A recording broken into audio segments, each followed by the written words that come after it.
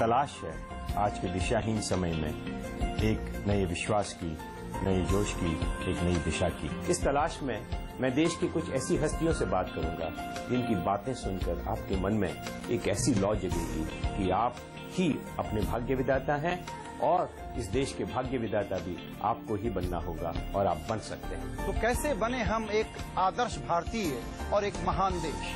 CNBC आवाज की एक खास पहल। कौन है भारत भाग्य विधाता? एक तलाश वल्लभ भंसाली के साथ।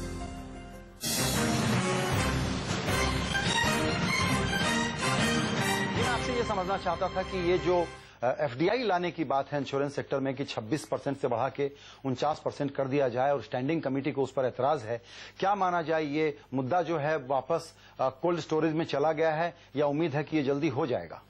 जो स्टैंडिंग सरकार ने बिल पेश किए हैं उसमें ये 49% FDI का बात उठाए थे, लेकिन स्टैंडिंग कमेटी ने कहा कि शायद भारत देश में ही इतना पूंजी है तो इसलिए शायद ये 49% की जरूरत अब नहीं है। तो वो I am sure standing committee सारे इकोनॉमी को जांच सब करके ये रिकमेंडेशन पे आई है। आप क्या प्रीफर करेंगे? मेरे ख्याल में कैपिटल मार्केट इन इंडिया अगर आप इस साल देखे हैं, अभी तक तो कुछ 20 या 25 हजार करोड़ की पूंजी IPO के तहत या फ्रेश इश्यूएंस के तहत वो रेज कर पाए थे।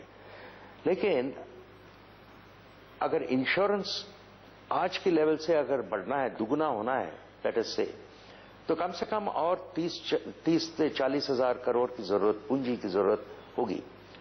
तो ये हम जांच करना होगा कि अगर ये 40 हजार पूंजी जो है अगर यहाँ लोकल रिसोर्स से ही अगर रेज करना है, किस टाइम पे हम रेज कर पाएंगे? क्योंकि ये एक ही सेक्टर नहीं है कि पूंजी की जरूरत है, बाद सेक्टर है, इंफ्रास्ट्रक्चर है, ऑयल है, इलेक्ट्रिसिटी है, स्कूल्स हैं, मेडिकल है, सब कुछ है, मैन्युफैक्चरिंग है। तो उनमें से एक इंश्योरेंस है। अगर ये सब सेक्टर्स को अगर बढ़ाना है तो उतना पूंजी होगी कि नहीं, this is the main issue. और मेरे ख्याल में शायद इंश्योरेंस सेक्टर को ये कैपिटल रेज करने में कुछ दिक्कत हो सकती है। चलते चलते सर एक बात और ख्याल आ गई कि आपने एक हेल्थ इंश्योरेंस के लिए एक फोरम बनाने की बात की है।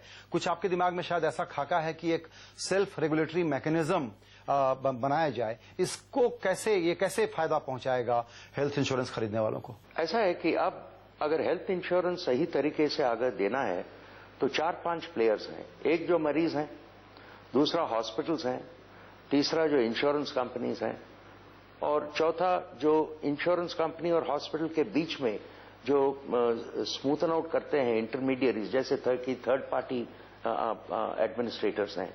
ये सब लोगों के लिए आपस में अपने दिक्कतें या अपने कोई सुझाव वगैरह बात करने के लिए कोई फोरम या कोई काउंसिल अभी तक तो नहीं है। इसीलिए IRDA ने ये हेल्थ फोरम अभी ऑर्गेनाइज किया है। उनमें से इंश्योरेंस कंपनियां होंगे,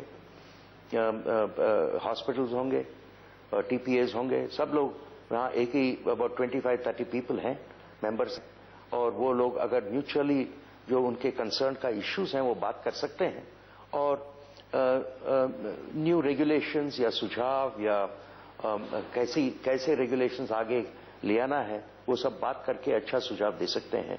इस सोच से ये फोरम बनाया गया है। बिल्कुल सर, पॉलिसी होल्डर्स के लिए आपने एक हेल्पलाइन बनाई थी, वो कैसी चल रही है और कंज्यूमर के हितों को प्रोटेक्ट करने के लिए आप और क्या कदम उठाने जा रहे हैं?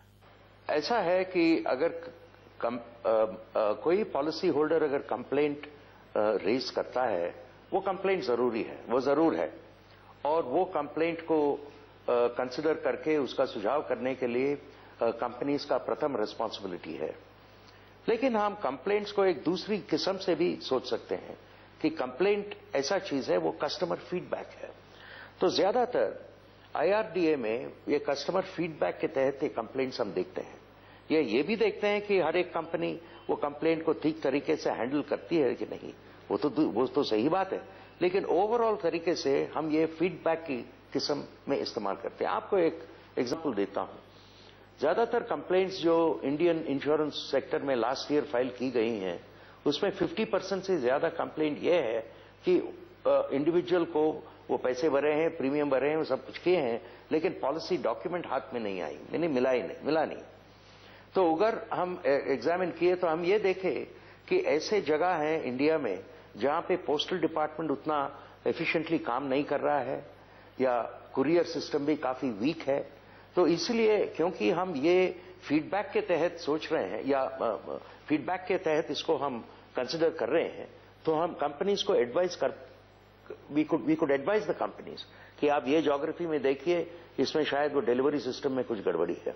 तो कंपनीज में ऐसे जांच विचार करने के बाद कुछ और तरीका का डिस्ट्रीब्यूशन के इंप्रूव करने के लिए वो किए हैं, और इसलिए ऑन अ सिस्टमिक बेसिस ये सब इंप्रूवमेंट हो रही है।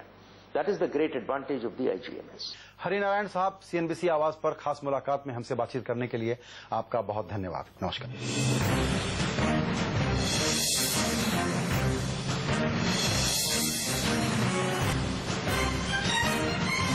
Our values are as precious as gold. Hedge your risk on MCX. Trade with trust.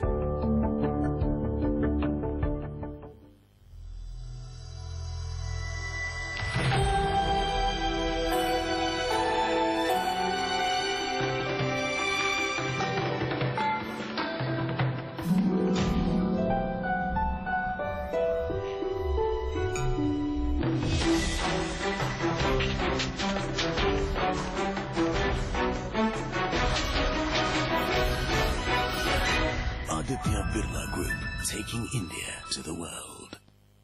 Forgot something? You. What makes you exceptional? Your success or the way you handle it?